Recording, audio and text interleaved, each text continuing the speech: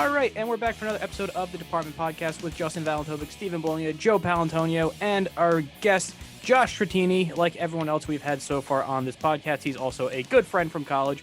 But also a little fun fact, this was once a Sports Drive crew, which was the show I hosted for 2 years, helmed it for a while, gave it off to Steve. He's now the current host of that. But this was a crew for the last college radio show I ever did.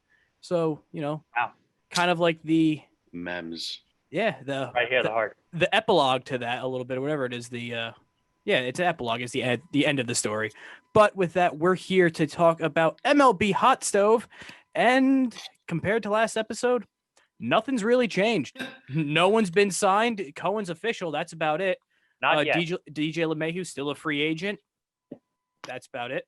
The Mets thinking about a catcher, not JT Realmuto, but then McCann. It was James McCann for a little bit. And now it seems like the Angels might swipe in and get him. So that's a cause of concern. But we'll get into the rest of that and everything. But guys, what's going on? Oh, this is great. This is great. This is good. Yeah. The boys of summer. All right. Feels great. Oh, man. The boys of COVID. The pre-COVID. Yeah, it's been a while since I've done this, so I'm ready to get back into it. So with that, let's touch on the Mets then.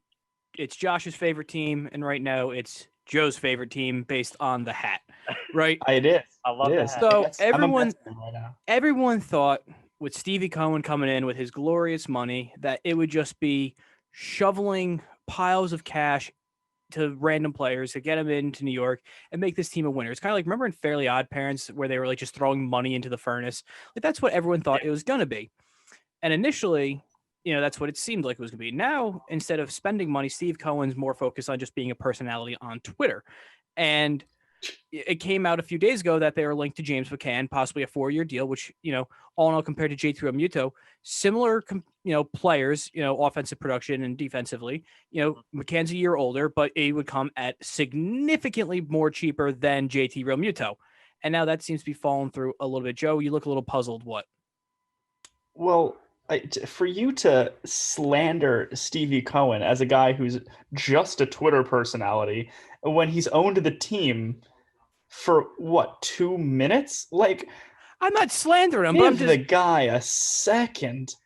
But he's joking with like Buster Only, and it's just like, go make some moves. He's a great Twitter personality. I love it.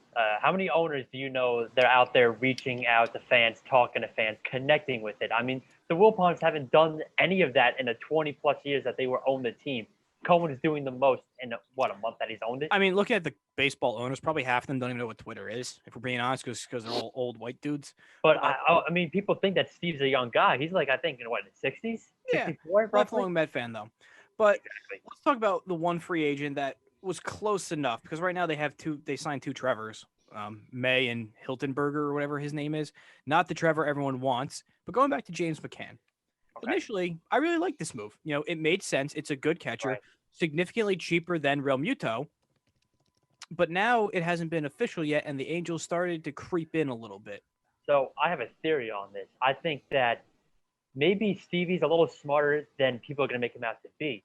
Because I think right now he's going to talk to McCann and kind of get JT upset. Because the market for catchers right now is a little slim. Not many teams need it. So he's talking to McCann. And I think trying to talk about a little contract situation that might bring down JT's value a little bit. Because if no one's going to be talking to JT might be saying, you know what, I'll take a little less money now to come to you, who's a way better catcher than McCann. There it is. Mythbusters over here. So there obviously is some sort of weird element at play. You don't go from being like 99% done deal with James McCann and now the Angels are in there. So that's obviously some games are being played here. I just don't think Realmuto wants to be in New York. I think that's what this whole thing is about. It would be interesting to see, because I think, in my opinion, he's just playing that card so he can get more money. I think in the interview recently, he said, I don't really want to play in New York. But that could just be a contract negotiation saying, hey, I don't want to play, but if you give me enough money, I'll do it. So Stevie said, all right, we'll go to McCann. And also for him, it's a smart decision to wait out what McCann gets paid and how long, because he could say, look, I'm a better catcher than James McCann. Pay me more than that at a minimum, or give me at least that. he will get more than McCann at the end of the day, without a doubt. But I think Stevie's just playing both sides of the card where he's going to get the best deal possible. You know, as he said in interviews before, he's making money over at his other company. He's here to build and win. I just I have some concerns if I'm JT Realmuto's agent, that if you let this go beyond the winter meetings, his value could decrease substantially.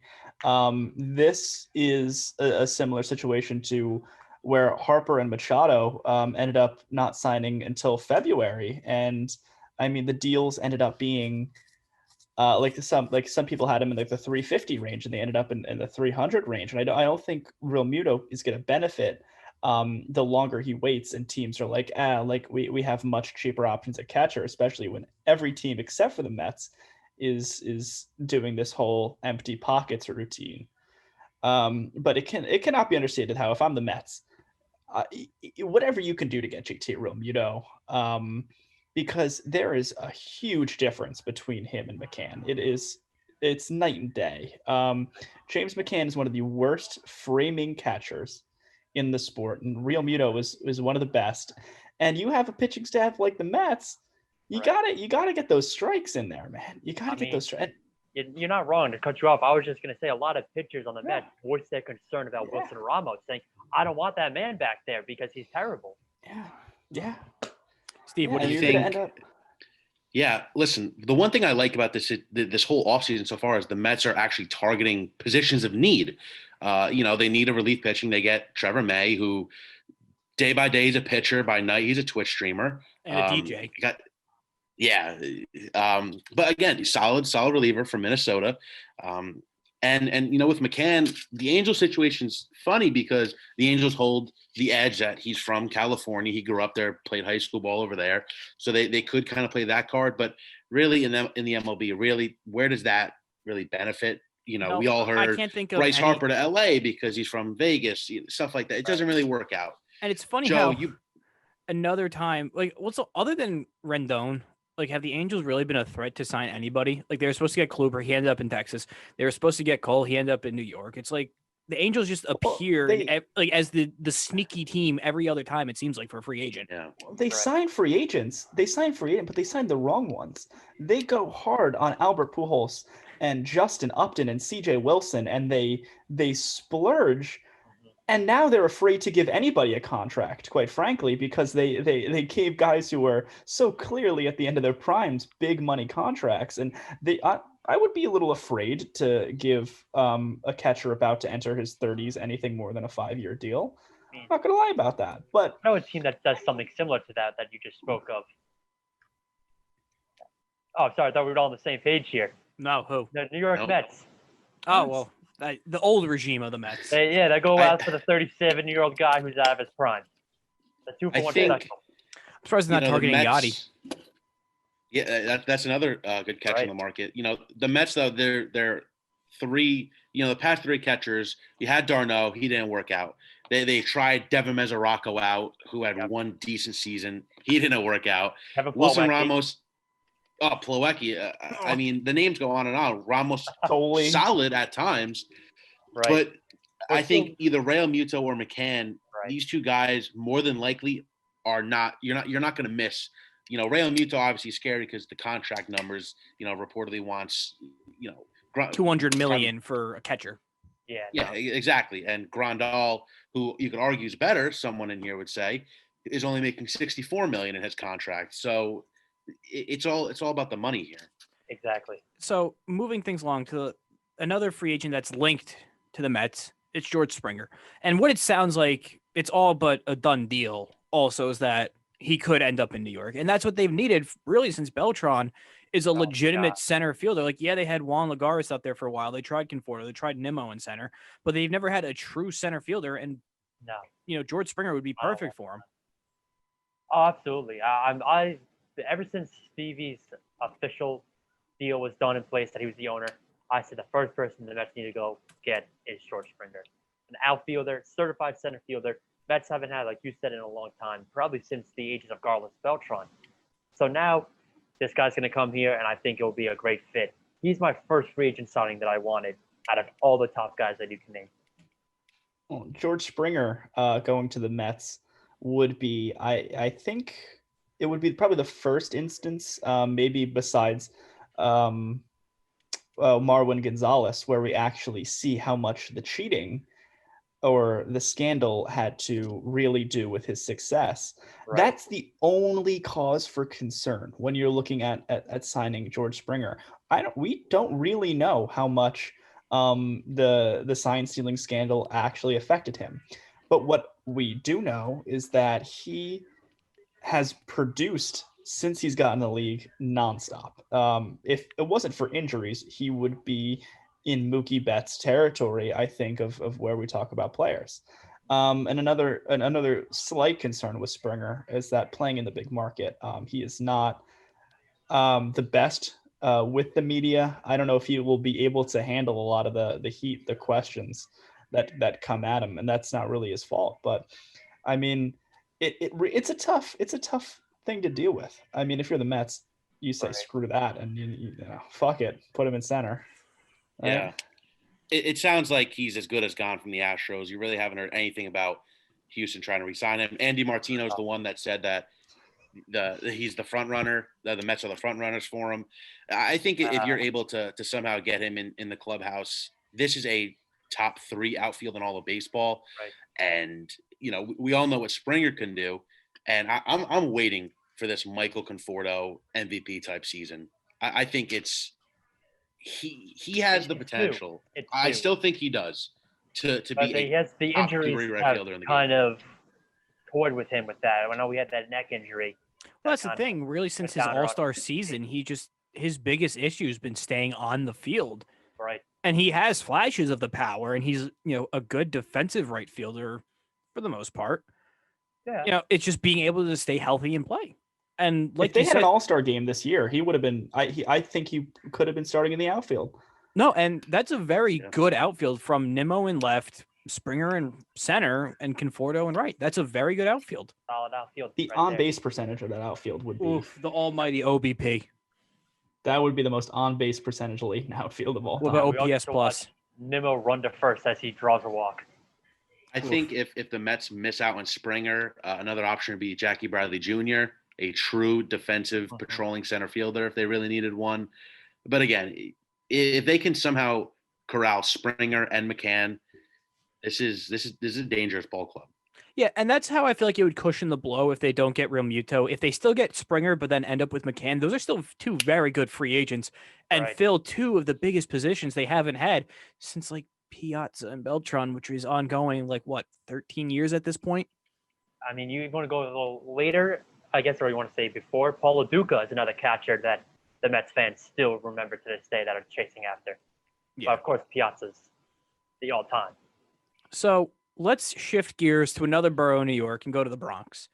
And one team, the Yankees, of course, that's who they are. The one major free agent that they should bring back, and you know they seem to be playing the slow game with, is DJ LeMahieu. And it sounds like he wants about 5 years, $20 million, per year, so $100 million contract. And the Yankees need to throw every asset possible in bringing him back. If you have to give him the extra year and the extra, say, $5 million, they should. He's been in his 2 years here so far. He's played like a $25 million a year player, and he's lived up to his contract. He carried them through, the injury plagued parts of this past season. Yeah. Joe, I'll let you take this one. I know you're very emotional about this. He's had nightmares of DJ LeMahieu's 12-year contract. Well, I mean, let's think about this for what it is for a second. If DJ LeMahieu was 26 years old, different story. The guy's about to be 33. And it's another righty bat, and it really is. It's a second baseman, not really like a position of this monstrous value. To say that DJ LeMahieu has been very good as a Yankee would be very accurate. The guy is a really good hitter, but to pull out all the stops and to give him almost a blank check, I think would be a little ridiculous if you're the Yankees. because there's just so many places of bigger needs. I think you have to lock down shortstop defensively first. I think you have to focus on the bullpen. And I think you have to focus on the rotation. I think if you allocate all the money that you have to spend this offseason directly to, a right-hand hitting second baseman who's about to be on the wrong side of 30, I don't know. What doubt has he put in your mind to not want to, say, give him that $20 to $25 million a year? Is it the age? Yeah, I mean, I would agree. Of course, it's the age. Of course, it's the age. But he's a great hitter. He's a great average hitter. But is he this like elite Hall of Fame level talent with the bat? Oh, absolutely not. But if you lose out on him, who's your new second baseman that you're going to be? Gleyber Torres, Andrelton Simmons at short, and Gleyber Torres at second. At a cheaper contract than LeMahieu at $20 million. I would. Simmons could probably get what? 10 a year, 10 to 15 a year. It would be a very short contract. It'd be a 2 to 3 year deal. And I still think the Yankees may be very well going after Lindor.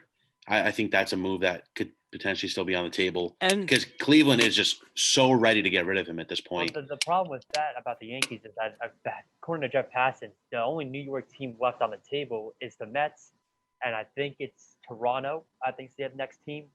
Two landing spots.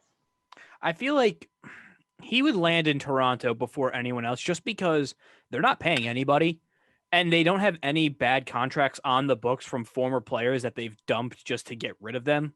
So they could easily take on that contract. And that's such a Blue Jays move, if we're being honest, like just looking at him. I mean, I will say this. I mean, he would be a good fit and it would be a lot of fun. I mean, Biggio and Lindor. Oh God, it would be fun. But like, it seems a little like we have to pump the brakes a lot on the Blue Jays. They have not really been big spenders ever. And now all of a sudden they're like linked to every single free agent. I don't know. It's like the Cincinnati Reds almost, where that was loud. They went for it this past year. It didn't really pay off with Castellanos and so forth, but they went for it. They don't have a foundation to just go for it right now. They have a couple, young infield bats who are solid and above average, but they don't have a bullpen. They don't have a full pitching staff. And did you see too that the Indians would take like Lourdes Gurriel for Lindor straight up? Then you'd be shooting yourself in the. I mean, you don't have this team to just trade for Lindor for next year and make a run at it. They're a third place roster right now. When honestly, they could just wait to next season to potentially sign him and the plethora of other shortstops coming and hitting the market with Seager, Correa, and him. Well, I thought Bichette was the shortstop of the future. Oh, he's incredible, Bichette. Bichette also said he would be open to moving positions. Already? Where'd you put him, though? I mean, third base? Moving Tatis.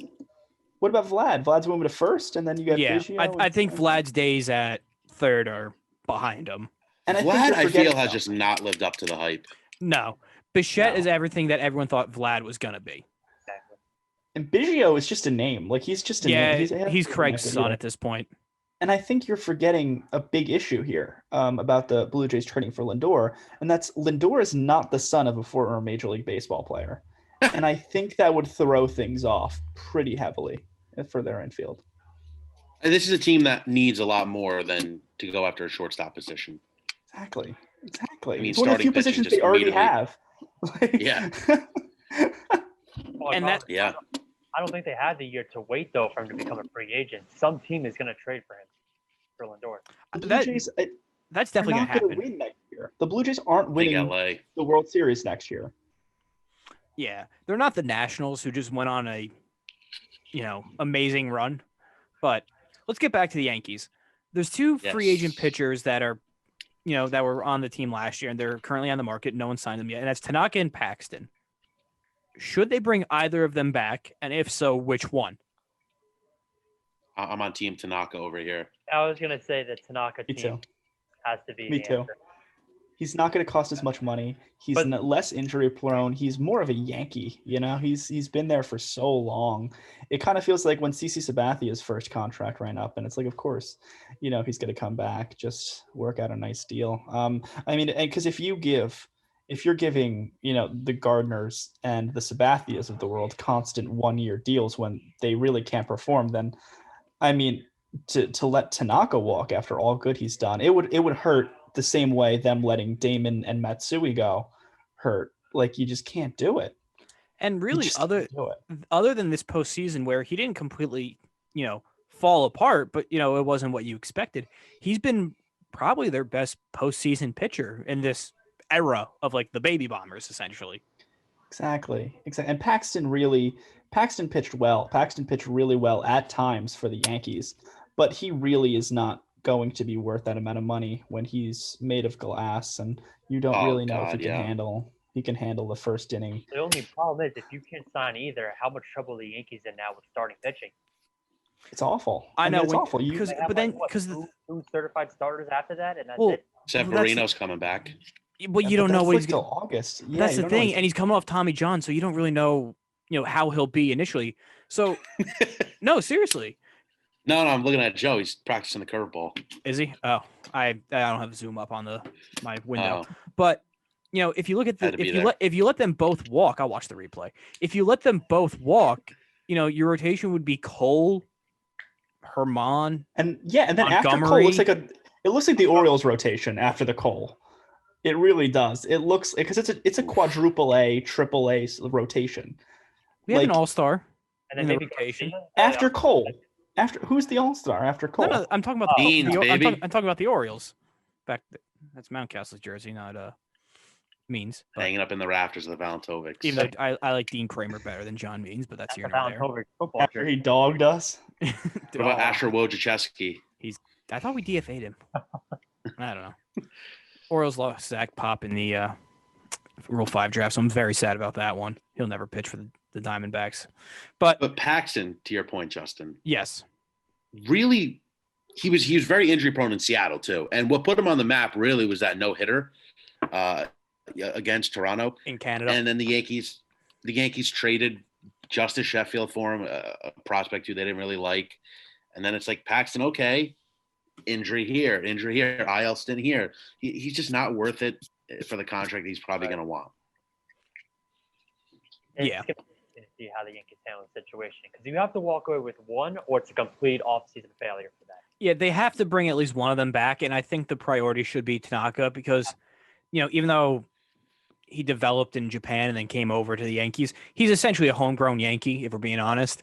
I remember the day that he signed. I remember watching his interview, and we were in high school when that happened, which is insane. I think it sounds like it's a longer time ago, but I just remember hearing his broken English. But he was just, you could see it in his face how excited he was to actually be a Yankee. But also, say you pay him, but also, how long would you pay him? 2-3 years, maybe? Yeah. I mean, I'm nothing sure crazy. He doesn't want to be around for that much longer. So, last thing I think he wants to be a Yankee too. Sorry, yeah, absolutely. Which dog was that? Gucci or Bianca? Nice. Bianca. So, last thing on the Yankees, Cashman was doing a charity event where basically he rappels down a building. He's been doing it for a while. And this year he did it with Aaron Boone. And after the event, someone asked him, I guess about Boone's contract extension. And he said, well, I've had 3 managers since I've been here, 10 years with Torrey, 10 years with Girardi, and I'd want Boone for another 10 years. Now, could that just be saving face in front of him? Or does that mean, Boone potentially could be in it for a long haul? Because regular season-wise, Boone's been one of the most successful managers since he's been hired out of anybody, really. Of all time. Look, you're at the Parkway, right? And your boss, yes. Don DeJohn, comes up to you.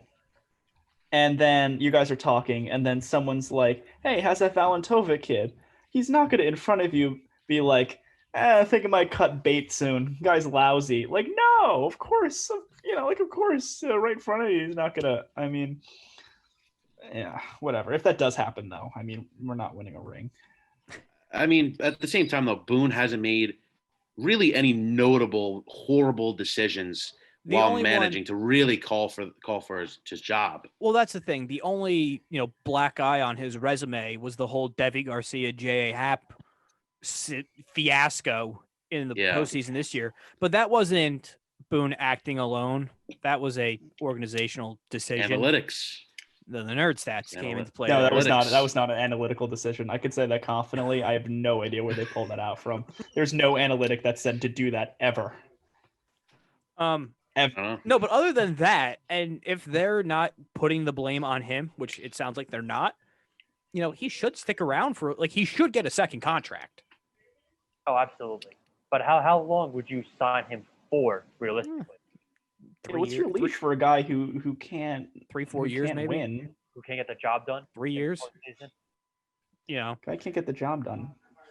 Well, is it because I think he's going to lose the locker room. Or I think he's going to lose the locker room. I mean, it could also just be the team getting in their own way, and Cashman thinking he's big brain activity over everybody else and that he's one step ahead, and when he still gets outmaneuvered by the roster, by other teams based on the roster he built.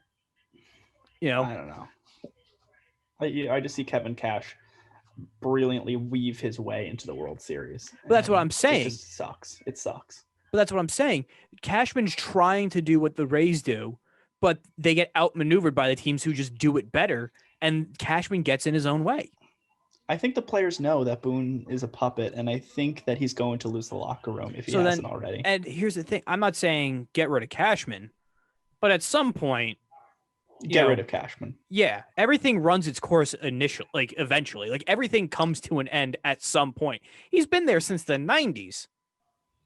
Yeah, I don't really. No. I mean, when you look back at all of Cashman's failures, it's him. It's him getting in his own way. If we're being honest, it's him getting in his own way. He just tries to hoard these prospects, and most of them never pan out.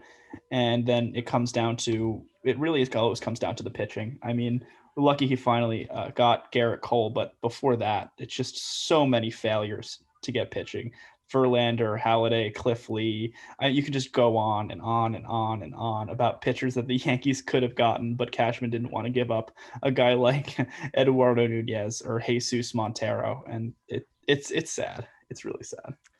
And with that, we just got a few minutes left before we wrap up, so let's just talk about some other news and notes around the MLB Hot Stove. Trevor Bauer still unsigned. Where do you think he ends up? He's like a wild card. I don't know. He's bizarre. He's the type of guy to be like, I'll sign. I'm going to take a visit with every single team in the MLB, and then I'll make my. I don't know. Wasn't that what Kirk Cousins said he was going to do? He was going to visit every team before signing, and then he walked into Minnesota. They gave him a guaranteed contract, and he never walked out. Probably, but there's really no news going around where Bauer's kind of linked to. Well, that's the thing. It's just been radio silent from him in general. You get the Springer rumors, the DJ rumors, the McCann rumors, and then just nothing from his camp. I mean, Bauer's tweeted out the Mets seem like a cool place to play. It sounds like he wants to be. A lot of talk about that, New York's a cool place, but I don't know. I was more confident in hoping the Mets signing Morton instead, but now he's a Brave. Yep. So you get to deal with that deal with him. I could see Bauer.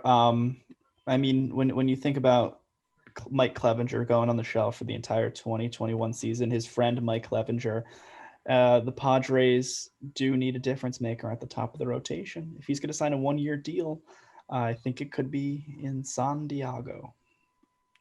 I think Anaheim is also an option. Yeah. The Angels always do need that ace. They always seem to be an option. So, and then another pitcher on the market is Corey Kluber. The Mets, the Yankees, and the Red Sox all seem to be interested. Yankees make sense. Mets, it makes sense. Red Sox, not so much, but also, I don't get what they're doing. Yeah, no, they're not going to the Red Sox. I don't know.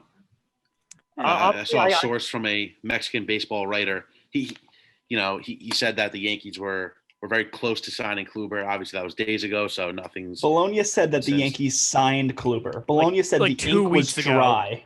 Yeah, Bologna said ink dry. Yankees pen to paper Kluber. Contract framed up on the wall, plated in gold. But well, it's because the report said that they were in talks and could have a deal by tomorrow morning. So here I am. I got excited. I got excited. He jumped the gun a little bit. But I wouldn't mind seeing the Kluber in the blue and orange. Ooh. Just saying. Bot. That'd be a good 5 starter. Klubot. So, real quick, the Phillies, they're looking for a GM, president of baseball operations. Before we started recording this, Dave Dombrowski's back in baseball with them. And this was a team crying poor before that they needed to try to trade Zach Wheeler because they were in a financial crunch. And they bring in a guy who's notorious for spending a lot of money with every team he's basically been with. So this is just an interesting move on their part. Look at the Phillies and the way they're constructed. It's a perfect Dombrowski team. I mean, they overpaid Zach Wheeler and Bryce Harper, and they don't have a bullpen. Classic Dombrowski moves. And I think that this is ultimately going to lead them to lose a World Series in like 2026. And then he'll get fired immediately after. Like a bold prediction right there. It's exactly what's going to happen. That's classic. I mean, if this team really needs to shed some contracts, they got a pretty glaring one at the top if they're really this financially unstable. But I mean, Dombrowski, man, He's guy's back. on line 3, Joe. If you need him, he's on line 3. And finally, real quick, the White Sox made 2 moves. They traded Dane Dunning, who is one of their young arms, to Texas Rangers for a year of Lance Lynn, surprisingly, and they brought back Adam Eaton. So 2 good depth moves, if we're being honest, for him. Adam Eaton sucks. Lance Lynn, I think, is really it's nice. It's nice that Lance Lynn is in Chicago. I like the fit. I think like he really just screams Chicago White Sox, especially Tony La Russa is going to have him throw 128 pitches. So I've heard some backfire from this move. Apparently, Dane Dunning is a very good prospect for them. Yeah, he was their number 5 prospect in their entire system for a year of Lance Lynn.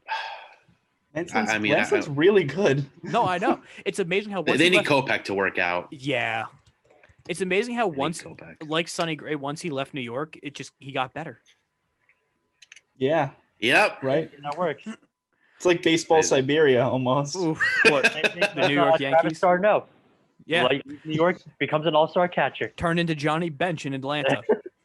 Oh boy. Any last tidbits and thoughts before we wrap up here? Thank you for having me on. Awesome. Steve, looks like you're going to say something, or are you just deep in thought? I was going to, percentage-wise, Justin, what's the percentage the Orioles win the AL East? Clean 10%. Did you see Chris Davis said he's not going to retire this year? All right. Fuck him. Did you say 10? It was an actual report. Yeah.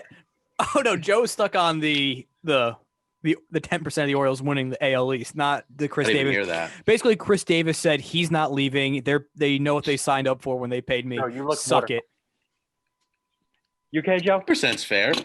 That's fair. But you have to account for the Yankees and then the Rays. And then I assume the Blue Jays have a higher percentage. The Blue Jays all get hurt, and then I don't know. Maybe they just sneak their way through.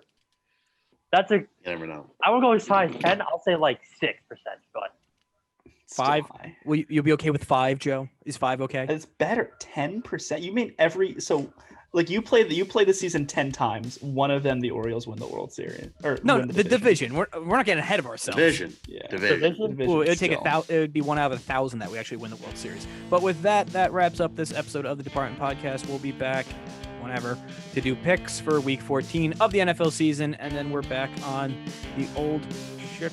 So, Josh, thank you for joining us. We'll see you all in the next episode.